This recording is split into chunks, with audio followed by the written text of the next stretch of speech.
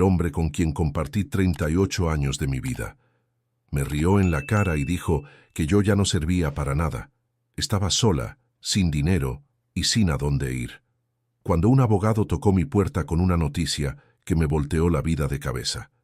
Mi primer esposo, a quien había llorado como muerto por décadas, me había dejado una fortuna de 50 millones de pesos.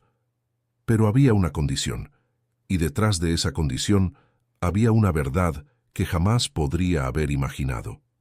Pero antes de continuar, revisa si ya estás suscrito al canal y escribe en los comentarios ¿desde dónde estás viendo este video? Nos encanta saber hasta dónde llegan nuestras historias. Mi nombre es Rosario Vega, de Soltera Ibarra, y antes de eso, Rosario Fuentes, el apellido de mi primer esposo, Eduardo, que yo cargaba en el corazón mucho tiempo después de haber dejado de cargarlo en el nombre. Tengo 70 años.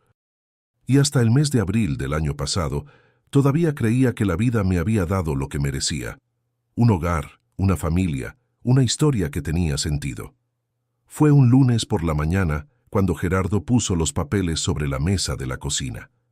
No había drama en la escena y quizás eso era lo que más dolía. Él estaba de pie tomando café como si estuviera a punto de comentar sobre el clima de afuera.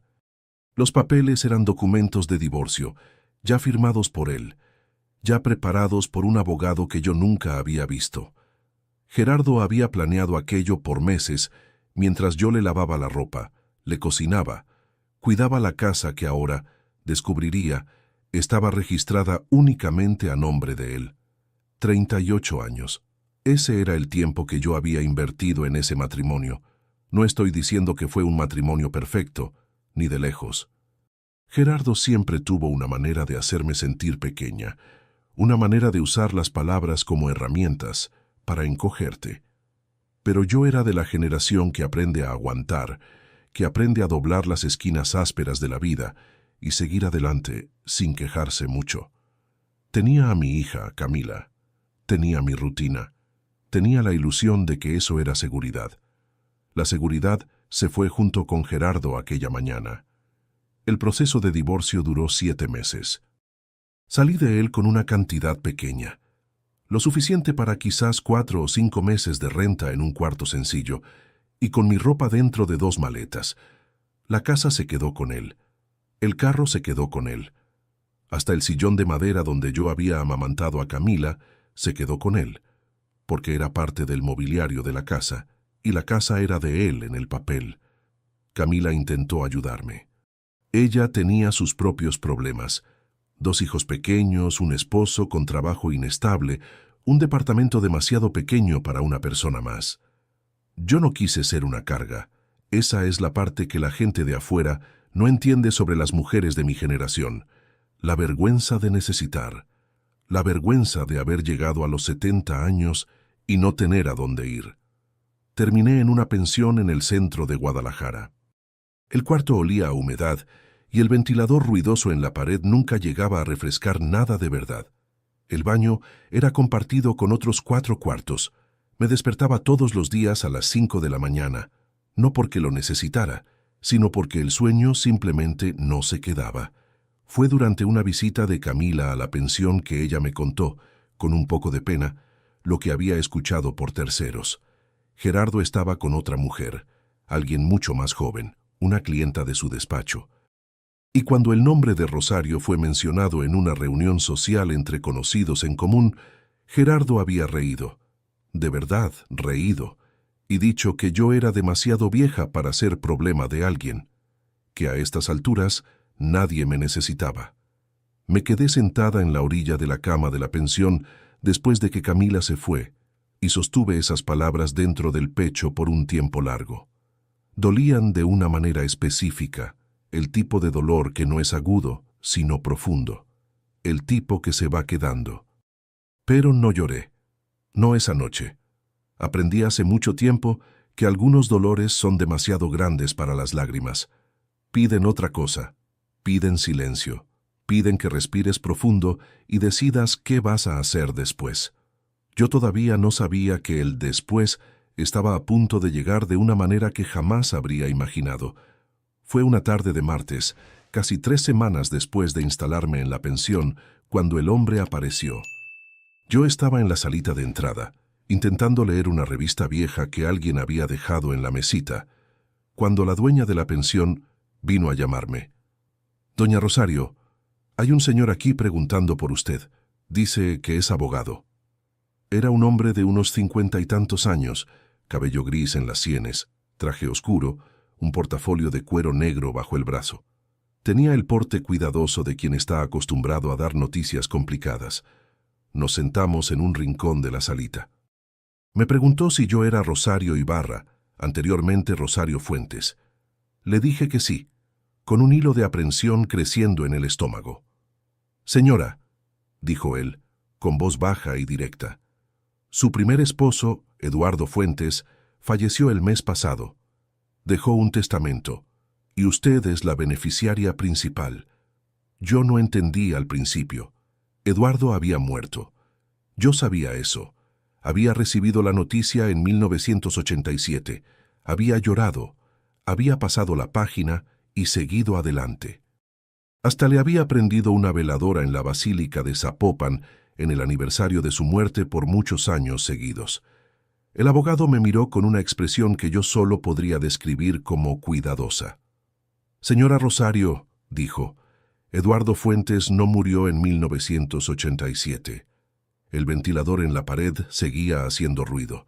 Afuera, una moto pasó rápido por la calle, y sentí el suelo resbalarse bajo mis pies como si fuera de arena. Esa noche no dormí. Me acosté en la cama de la pensión y me quedé mirando el techo con la cabeza llena de cosas que no podían acomodarse bien, como piezas de un rompecabezas mezcladas de 2 cajas distintas. Eduardo Fuentes. Mi Eduardo. Nos habíamos casado en 1981. Yo con 22 años y él con 26. Éramos jóvenes y sin dinero, y llenos de planes que cabían fácilmente en un departamento pequeño en la colonia Santa Tere, en Guadalajara. Eduardo era gracioso, curioso, del tipo de persona que conseguía convertir cualquier situación aburrida en un tema interesante. En los primeros años, yo creía que había tenido suerte. Creía que aquello era el comienzo de una vida larga y bonita. Pero Eduardo también tenía un lado que tardé en entender del todo. Era impulsivo con el dinero, se metía en negocios sin pensar bien, le prestaba a amigos que nunca devolvían. En 1986, 5 años después de nuestra boda, se había metido en una situación financiera grave, una deuda grande, contraída con personas que no eran del tipo que acepta disculpas. Yo sabía que las cosas estaban difíciles, pero no sabía la magnitud real del problema, porque Eduardo me protegía de esos detalles con la teoría equivocada de que me estaba ahorrando preocupaciones. En marzo de 1987, Eduardo salió de la casa una mañana de sábado diciendo que iba a resolver un asunto y que volvía para la comida. No volvió. 3 días después, la policía encontró su carro abandonado en una carretera a las orillas del lago de Chapala, con las llaves todavía puestas en la marcha. No había cuerpo, pero había indicios suficientes para que todos llegaran a la conclusión más obvia. Suicidio, dijeron, o accidente. El resultado era el mismo. Eduardo había desaparecido y ya no había Eduardo. Yo tenía 28 años. Lloré de una manera que pensé que nunca pararía.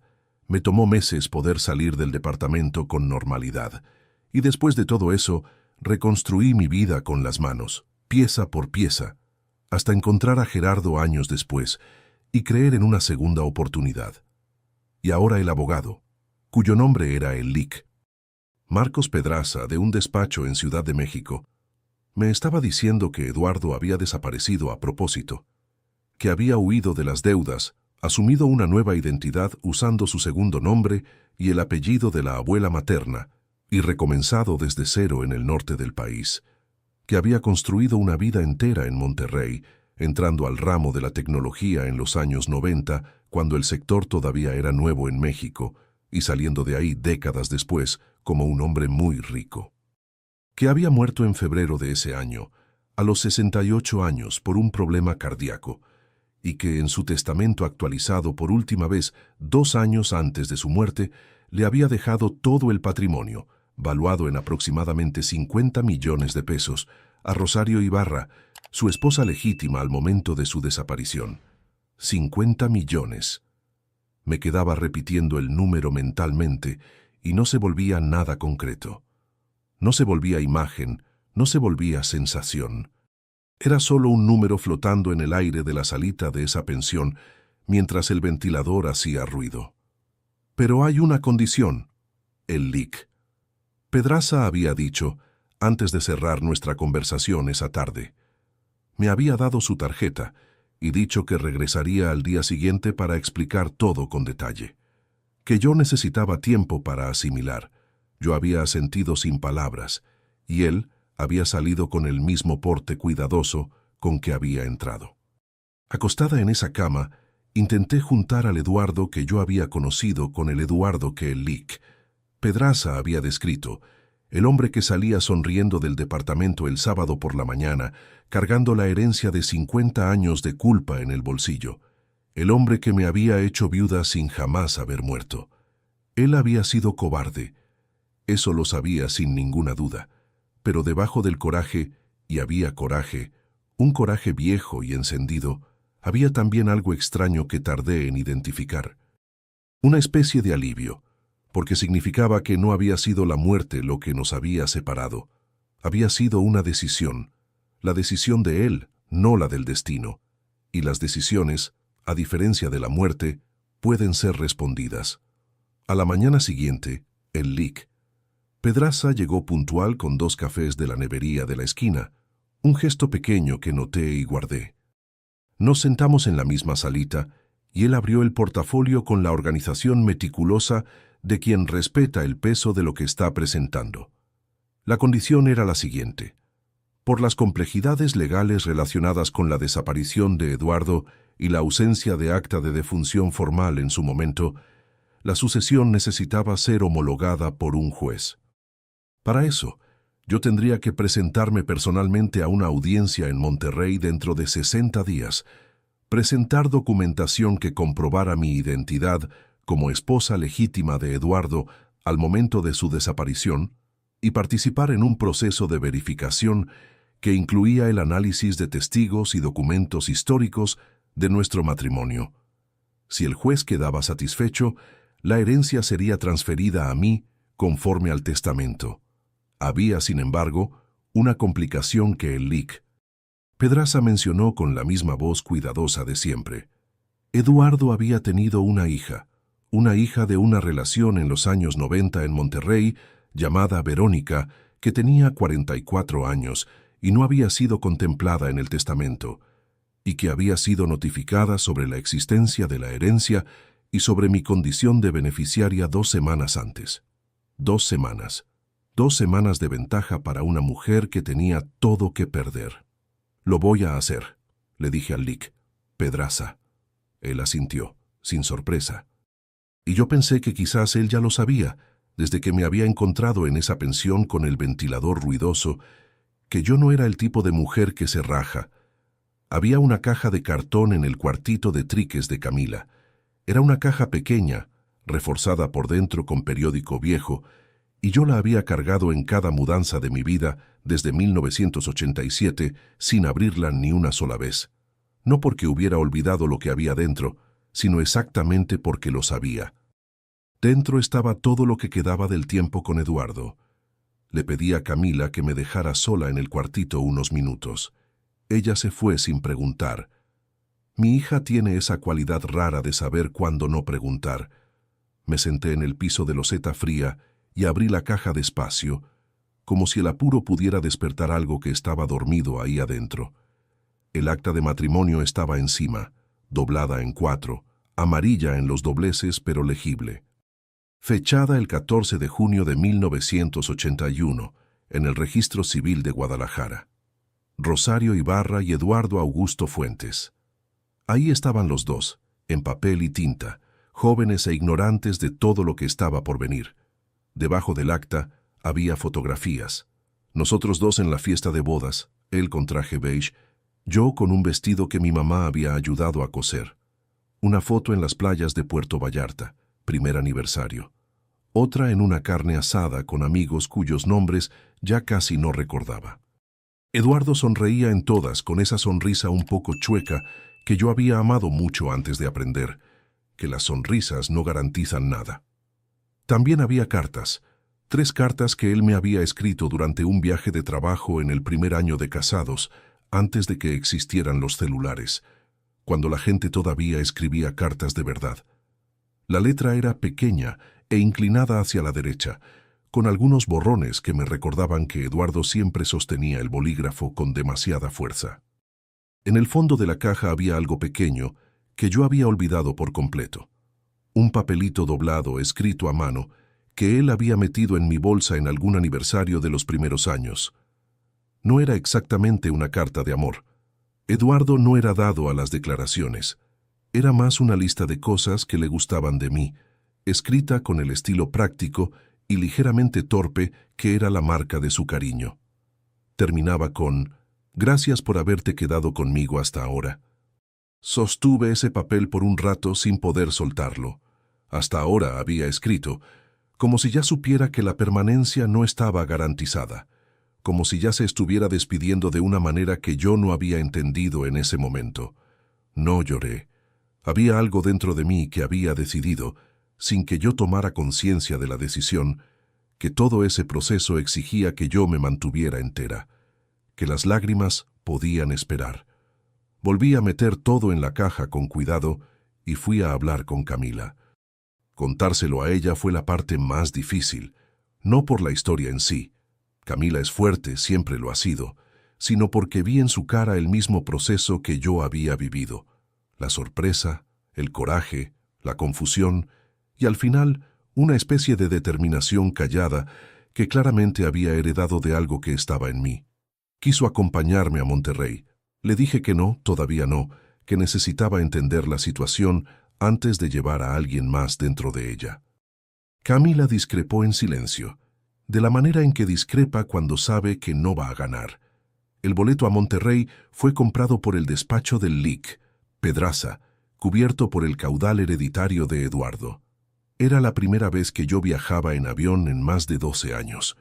Gerardo había dejado de querer viajar en algún momento de los años 2010, y yo me había acostumbrado a ese estrechamiento del horizonte con la resignación discreta de quien aprende a no querer lo que no puede tener. Miré por la ventana cuando el avión despegó del aeropuerto de Guadalajara y vi la ciudad achicarse allá abajo, las líneas del Bajío volviéndose pequeñas, y sentí algo que no era exactamente alegría, pero era su pariente, la sensación de que la vida todavía tenía espacio para suceder.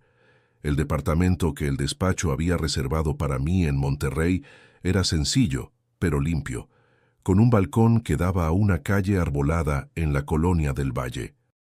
Después de meses en el cuarto de la pensión con el ventilador ruidoso, eso parecía un lujo extraordinario. Me di un baño largo la primera noche, con el agua caliente como a mí me gusta, y me quedé debajo de la regadera por mucho tiempo porque podía. La dignidad está hecha de cosas pequeñas así. A la mañana siguiente fui al despacho de la abogada responsable del juicio sucesorio en Monterrey, una mujer llamada Lalic. Fernanda Villanueva, seria y eficiente, con lentes finos y una manera de hablar que no desperdiciaba palabras. Examinó mi documentación con atención total, fotografió todo y me explicó que la audiencia estaría programada para dentro de 3 semanas, esperando el plazo legal para que otras partes se manifestaran. «Otras partes», repetí. Me miró por encima de los lentes. Verónica Fuentes había consultado a un abogado propio la semana anterior. Tenía 44 años, vivía en Monterrey, y había pasado los últimos años cuidando a su padre durante el periodo en que su salud se había deteriorado. 2 semanas de ventaja. Pensé en eso de nuevo, y esta vez el pensamiento tenía peso. La llamada de Verónica llegó una tarde de miércoles, un número de Monterrey que no reconocí. La voz era controlada, un poco tensa por debajo del control, como alguien que está siendo muy cuidadoso con las palabras porque sabe el peso de ellas. Propuso un encuentro. «Un lugar neutral», dijo. «Una cafetería en el centro de la ciudad». Acepté y poco después llamé al Lic Pedraza para contárselo. Fue directo. Yo no estaba obligada a encontrarme con ella. No tenía amparo legal para impugnar el testamento por su cuenta. Pero yo quería ver con mis propios ojos qué había del otro lado de esa historia. Verónica Fuentes era una mujer alta, cabello oscuro, con los ojos de Eduardo, de una manera que me detuvo por un segundo cuando se levantó para saludarme. Era algo extraño ver la herencia genética de alguien que habías amado aparecer en un rostro que nunca habías visto. Tenía un joven con ella, novio, nos presentó, que se mantuvo en silencio durante toda la conversación con la atención de quien fue para ser útil si se necesitaba. La conversación siguió un arco que pude prever con razonable precisión. Empezó por el dolor, y aquí creo que su dolor era real, porque perder a un padre es perder a un padre, independientemente de todo lo demás. Verónica había cuidado a Eduardo en los últimos 3 años, había acompañado el deterioro de su salud, había sido la presencia constante cuando las cosas se pusieron difíciles.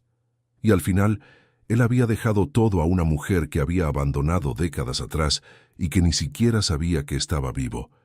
La escuché con atención genuina. Luego vino la propuesta.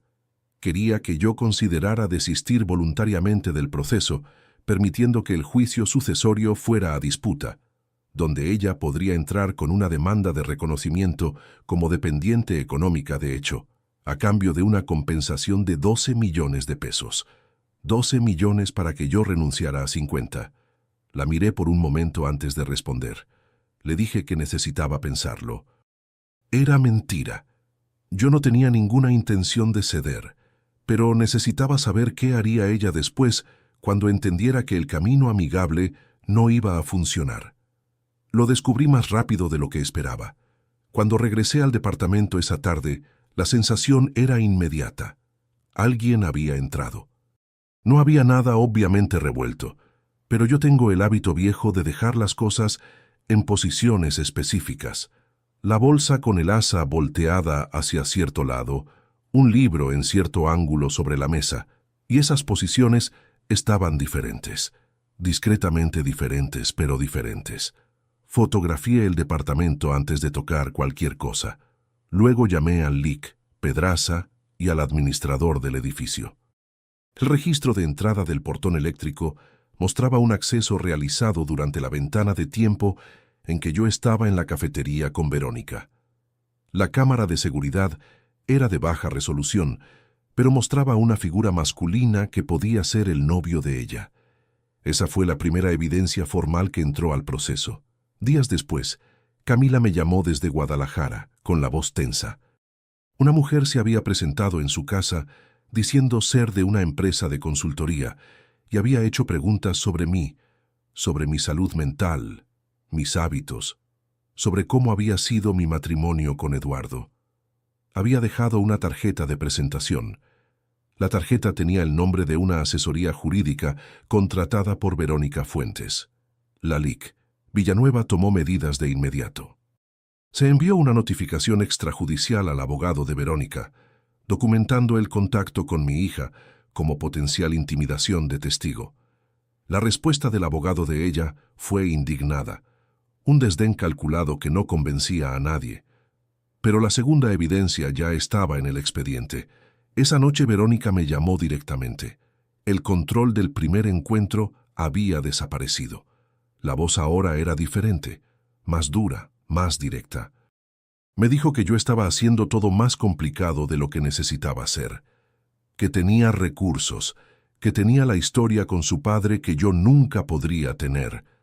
Respondí con calma. Le dije que había el ingreso no autorizado al departamento registrado con la administración del edificio y el contacto con mi hija documentado y notificado al abogado de ella. Le dije que debería hablar con su representante legal antes de continuar esa conversación. Hubo un silencio largo del otro lado. Luego colgó. Y no me volvió a llamar esa semana. En ese intervalo me permití algunos días de algo parecido al descanso, no tranquilidad de verdad. La audiencia estaba a 2 semanas y media de distancia, pero la versión posible de descanso cuando estás en medio de una batalla. Caminaba temprano por la mañana por la colonia, tomaba café despacio, Me sentaba en el balcón viendo a los gorriones en las ramas del árbol de la banqueta de enfrente. Fue en ese periodo cuando conocí a doña Consuelo. Doña Consuelo vivía en el departamento de junto al mío. Tenía 72 años, cabello completamente blanco, cortado corto, y la manera de caminar de quien lleva décadas sabiendo exactamente a dónde va. Había trabajado durante 32 años como jueza en los juzgados civiles de Nuevo León antes de jubilarse, y en sus palabras, finalmente aprender a estarse quieta. No había aprendido muy bien, al parecer. Pasaba las mañanas haciendo crucigramas en una silla en el balcón con una concentración que parecía profesional, y las tardes leyendo o recibiendo visitas de una red claramente extensa de personas que la respetaban mucho. Nos encontramos por primera vez en el pasillo del piso, ella cargando una bolsa del mercado y yo llegando de mi café matutino. Intercambiamos las cortesías de vecindad que la gente intercambia. La segunda vez, ella trajo un trozo de pan de elote que había hecho y lo dejó en mi puerta con un papel que decía únicamente: «Vecina nueva merece pan. Suerte con lo que sea que te esté preocupando». Reí al leerlo. Toqué su puerta. Le conté mi historia de forma resumida esa tarde mientras tomábamos café en su sala, que olía a libro viejo y tenía una ventana grande con mucho sol. Doña Consuelo escuchó sin interrumpir, lo cual es más raro de lo que parece, y cuando terminé dijo únicamente: «¿Documentaste el ingreso al departamento correctamente y el contacto con tu hija? Eso va a servir». Empezamos a tomar café juntas en las mañanas después de eso. Ella no daba consejos jurídicos, era cuidadosa en mantener ese límite, pero escuchaba con la precisión de quien pasó décadas distinguiendo lo que importa de lo que no importa. Hacía preguntas certeras. Y tenía, sobre todo, la cualidad que yo más necesitaba de otra persona en ese momento. Simplemente me creía, sin exigir que yo probara, sin voltear la cabeza con expresión de duda. Me escuchaba y me creía. Yo no me había dado cuenta de cuánto los meses anteriores me habían aislado hasta tener ese café matutino como ancla. La pensión, el divorcio, la vergüenza que se le pega a las mujeres de mi generación cuando las circunstancias las reducen, todo eso me había encogido de una manera que yo no estaba pudiendo medir bien desde adentro. Doña Consuelo me recordaba que yo era una persona entera, con historia y juicio y dignidad, independientemente de lo que Gerardo había dicho o de lo que Verónica estaba intentando hacer. En ese periodo, el LIC, Pedraza me informó que Verónica había presentado una impugnación formal al juicio sucesorio, alegando que Eduardo había presentado deterioro cognitivo en sus últimos años de vida y que el testamento, actualizado 2 años antes de la muerte, había sido hecho sin plena capacidad.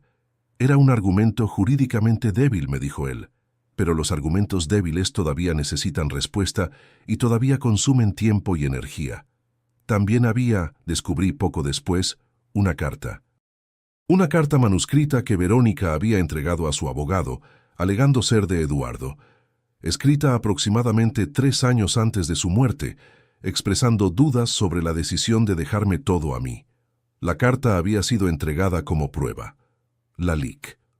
Villanueva examinó la carta con atención y de inmediato solicitó al juez que el documento fuera sometido a peritaje grafoscópico antes de ser admitido como prueba. La solicitud fue concedida. Mientras esperábamos el peritaje, Verónica intentó un nuevo enfoque. Una carta formal, esta vez enviada por su abogado al LIC. Pedraza proponiendo un acuerdo diferente. 20 millones para mí, 30 para ella, con el proceso cerrado por convenio entre las partes. 20 millones a cambio de subvertir la última decisión de un hombre que había pasado décadas viviendo con el peso de una elección equivocada. No, dije, sin dudar. La LIC. Villanueva me miró. La audiencia puede ser más tensa por eso. Puede ser, dije, pero la respuesta es no. Lo que todavía no le había contado a nadie, ni a doña Consuelo, ni a Camila, era sobre el diario. El LIC. Pedraza me había mencionado en la primera semana que entre los objetos personales de Eduardo había cuadernos. 3 cuadernos de pasta dura, escritos a lo largo de varios años, que el despacho había incluido en el inventario de bienes personales del caudal hereditario. Eran documentos del acervo y por lo tanto técnicamente disponibles como contexto para la intención del testador. Yo había pedido leerlos, y en una oficina prestada de la Licapo, Villanueva, una tarde de jueves, me había quedado sola con los 3 cuadernos por 2 horas. Eduardo escribía de la misma manera que siempre había hecho todo, de modo práctico, con poco adorno, pero con una honestidad a veces brutal. Los primeros cuadernos, de los años 90 y principios de los 2000, hablaban sobre el trabajo, sobre la construcción de la empresa, sobre la hija Verónica que estaba creciendo y con quien la relación era complicada, porque él había llegado tarde a su vida y nunca había sabido bien cómo reparar eso. Pero en medio de las anotaciones cotidianas había párrafos sobre mí. No muchos. Eduardo no era dado a las declaraciones, pero lo sabía. En fechas distribuidas a lo largo de años, él había escrito mi nombre con una constancia que decía más que cualquier declaración elaborada podría decir. Había un fragmento de 2003 que comenzaba así. A veces pienso en Rosario, en qué estará haciendo, si está bien, espero que sí. Y otro de 2011. Tomé la decisión más cobarde de mi vida en 1987 y vivo con eso. Ella merecía algo mejor de mi parte.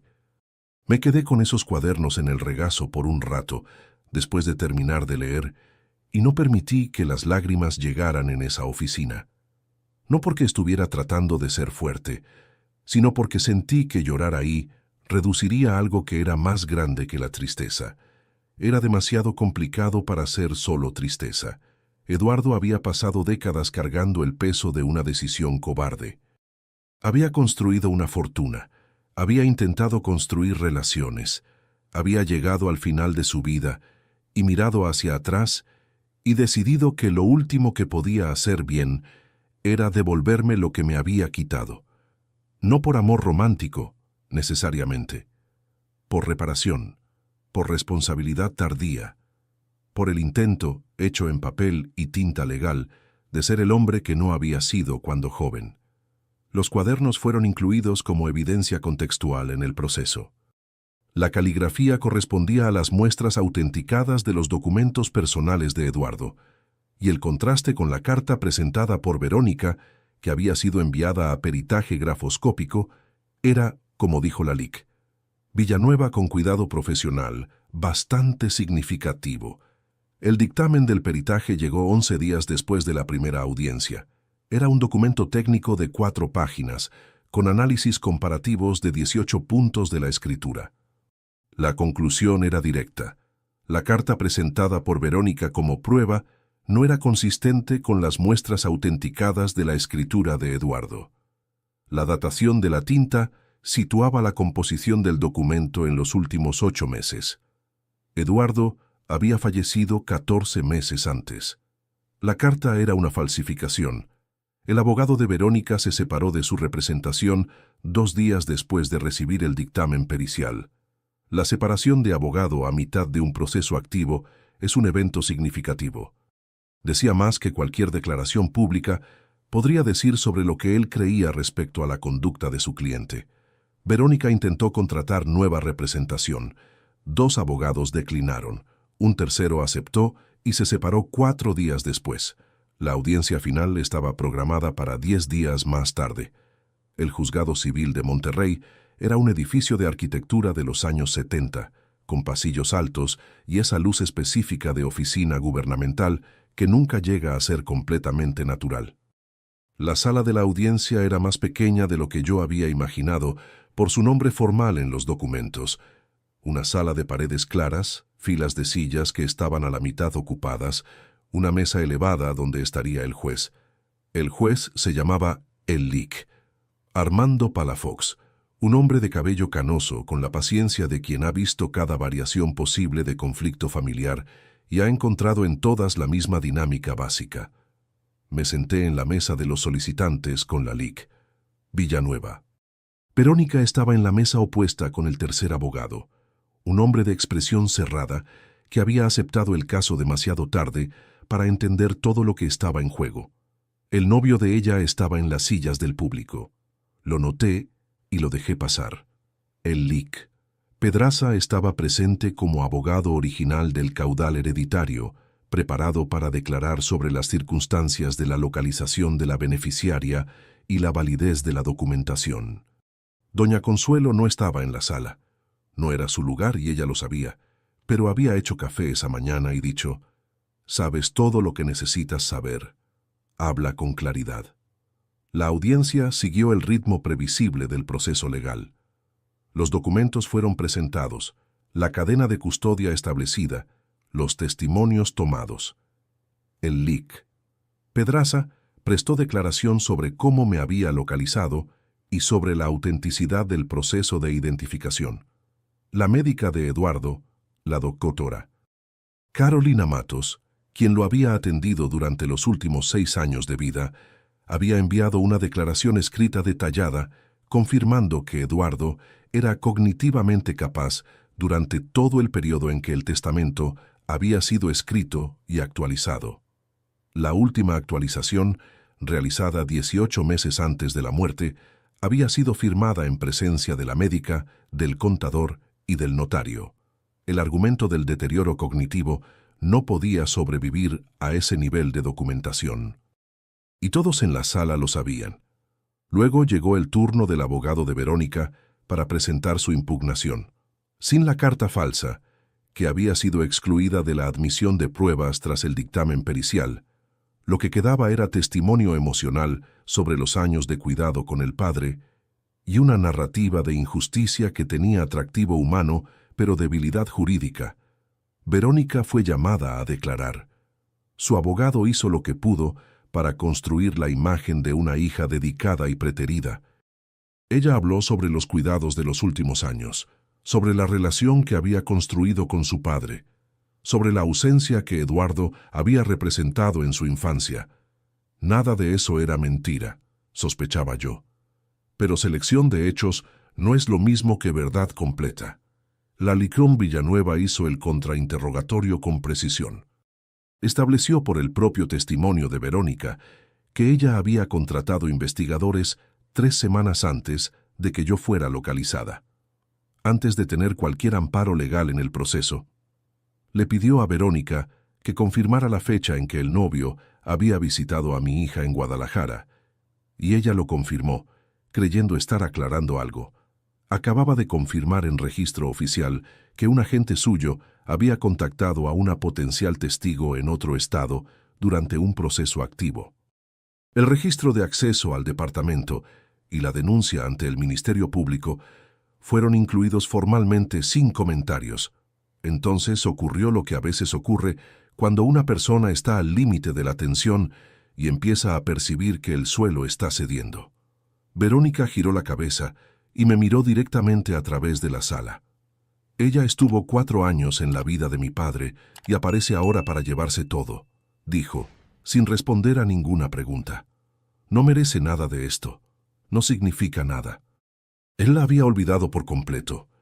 El juez levantó la cabeza de los papeles con una atención tranquila que era más pesada que cualquier reacción expresiva podría haber sido. La declarante se limitará a responder las preguntas que le fueron formuladas, dijo, con una pausa después que no dejaba duda de que la observación había sido registrada. El abogado de Verónica le puso la mano en el brazo. Ella se reclinó en la silla, respirando más rápido, y por el rabillo del ojo vi al novio en las sillas quedarse muy quieto.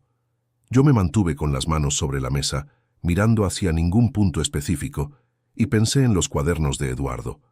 En el fragmento de 2011, ella merecía algo mejor de mi parte, y pensé, sí, lo merecía. El juez Armando Palafox no tardó en deliberar. La documentación era sólida. La impugnación había sido construida sobre una prueba que había fallado en el peritaje. El testimonio médico era claro y no había sido efectivamente rebatido, y el único elemento que Verónica había presentado con fuerza, la carta, había sido retirado por falsificación comprobada. La herencia de Eduardo Augusto Fuentes, valuada en 50 millones de pesos, fue transferida a Rosario Ibarra Fuentes, esposa legítima al momento de la desaparición del testador, conforme a lo expresado de manera clara y jurídicamente válida en el testamento. Firmé los documentos finales en el despacho de la LIC. Villanueva esa tarde.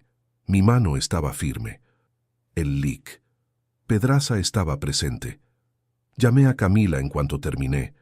Ella guardó silencio por unos segundos al otro lado del teléfono, el tipo de silencio que ocurre cuando una emoción demasiado grande llega de golpe y no puede responderse de inmediato. Luego dijo: «Mamá, solo eso». Y yo entendí todo lo que había en esa palabra. Le mandé un mensaje a doña Consuelo. «Ya terminó». Ella respondió: «Mañana café, me cuentas todo». Las consecuencias para Verónica se fueron desarrollando en las semanas siguientes, con la paciencia de los sistemas que no se apresuran, pero llegan. Presentar un documento falsificado en un juicio sucesorio es un delito grave. La Fiscalía abrió una investigación. Los investigadores que ella había contratado también estaban siendo revisados por el contacto con Camila en Guadalajara, que había cruzado varias líneas jurisdiccionales. El novio desapareció de la vida de Verónica durante ese periodo. Eso lo supe por doña Consuelo, que tenía una red de información que yo prefería no cuestionar demasiado. Gerardo, en Guadalajara, se enteró de la herencia por el mismo camino, que estas cosas siempre llegan en ciudades donde todo el mundo se conoce. Camila me dijo que él le había llamado para preguntar, con una cautela que ella nunca había escuchado en su voz antes. No le llamé. No había nada que yo necesitara decir ni escuchar. Me quedé en Monterrey. Eso fue lo que más me sorprendió a mí misma, pero cuando me puse a pensar ya no sorprendía. La ciudad se había convertido en el lugar donde yo había encontrado claridad, donde había descubierto que todavía podía mantenerme de pie cuando todo oscilaba, donde doña Consuelo había tomado café conmigo por las mañanas y simplemente me había creído, lo cual era más de lo que mucha gente había hecho en mucho tiempo. Renté un departamento más grande, no enorme, no extravagante, pero mío, elegido por mí, amueblado por mí, con una ventana grande hacia el jardín interior y una cocina donde yo cabía bien. Era la primera vez en mi vida adulta que yo había elegido un espacio completamente sola, sin acomodar el gusto de nadie, sin dejar de poner ese sillón azul, porque a otra persona le gustaba más el beige. Puse el sillón azul. Compré muebles buenos. No por extravagancia, sigo sin tener instinto de ostentación, sino porque la calidad también es una forma de respeto hacia una misma, y yo había pasado demasiado tiempo acostumbrándome a lo suficiente cuando podría haber elegido lo bueno. Llamé a Camila y le dije que podía dejar el segundo trabajo. Ella se negó de inmediato, de la manera previsible que yo sabía que haría, y le dije que tenía 30 segundos para cambiar de opinión antes de que hiciera la transferencia de todas formas. Ella se rió. Fue la primera vez que la escuché reírse de esa manera despreocupada en mucho tiempo. Yo también me reí. 3 semanas después de que el asunto quedó resuelto, el Líquenas Pedraza me informó que Eduardo había dejado una carta sellada, con instrucciones de entregársela a la beneficiaria cuando el momento fuera oportuno. Guardé la carta 2 días sin abrirla. A la tercera mañana hice café, me senté en el sillón azul con la ventana abierta hacia el jardín y la leí. Eran 4 páginas con la letra inclinada y de trazo fuerte que yo había reconocido en los cuadernos. Eduardo se disculpaba. Explicaba 1987 sin intentar justificarse. La deuda, el miedo, la decisión cobarde de un hombre joven que había elegido la huida cuando debía haber elegido la permanencia. Al final había una frase que se me quedó. Irme fue lo más equivocado que hice en mi vida. Merecías que me hubiera quedado. Ya que no lo hice, espero que esto sirva de algo. Doblé la carta con cuidado y la metí dentro de la cajita de cartón junto con el acta de matrimonio, las fotografías y el papelito con la lista de cosas que le habían gustado de mí. Luego cerré la caja y la puse en un rincón del librero. No fue un final bonito en el sentido de un cuento. No podía serlo. Eduardo había huido. Yo había vivido 3 décadas sin saber la verdad. Me había vuelto a casar, Había envejecido dentro de un matrimonio que me fue encogiendo y había llegado a los 70 años con una maleta y nada más, antes de que todo cambiara de golpe. Pero había otro sentido de final, el tipo que tiene menos que ver con la llegada y más con el reconocimiento de que yo todavía estaba de pie. Que cuando todo me había sido quitado, la casa, el matrimonio, la seguridad, la ilusión de que alguien cuidaría de mí, lo que había quedado era yo misma, con la cajita de cartón, con mi cabeza funcionando, con la terquedad que Gerardo siempre había encontrado inconveniente y que resultó ser lo más útil que yo poseía. Gerardo había reído y dicho que nadie me quería a esta edad. Verónica había intentado sacarme de la historia mediante presión, intimidación y documentos falsos. Y al final, yo estaba sentada en el sillón azul en Monterrey con un buen café en la mano y un jardín por la ventana y 50 millones de pesos en el banco. No era el dinero lo que más importaba. Era la prueba, clara y documentada y juzgada formalmente por un juez, de que yo había permanecido quien era cuando había presión para que me convirtiera en otra cosa, más pequeña, con miedo, cediendo porque era más fácil. No cedí. La primavera llegó a Monterrey con jacarandas en la calle de enfrente del edificio. Me inscribí en una clase de acuarela los martes por la tarde. Lo había pospuesto por décadas. Entré a un grupo de lectura. Desarrollé una rutina completamente mía, con horarios que yo había elegido, pausas donde yo quería, cafés con doña Consuelo por las mañanas temprano mientras el día todavía estaba fresco. Cosas pequeñas. Pero la vida está hecha de cosas pequeñas, y yo había llegado por fin al punto de poder elegir las mías. La dignidad no viene de afuera. No te la dan los demás y los demás no te la pueden quitar. Gerardo pudo reírse. Verónica pudo maquinar. El mundo pudo ponerme en un cuarto de pensión con ventilador ruidoso. Nada de eso tocó lo que yo verdaderamente era. Nunca es demasiado tarde para rechazar los términos que otra persona estableció para tu vida. ¿Qué hubieras hecho tú en mi lugar? Quiero saber. Déjamelo en los comentarios. Ahora, si te gustó esta historia, dale clic en suscribirse y cuéntame en los comentarios qué parte te dejó con la boca abierta. Y no olvides hacerte miembro para tener acceso a videos exclusivos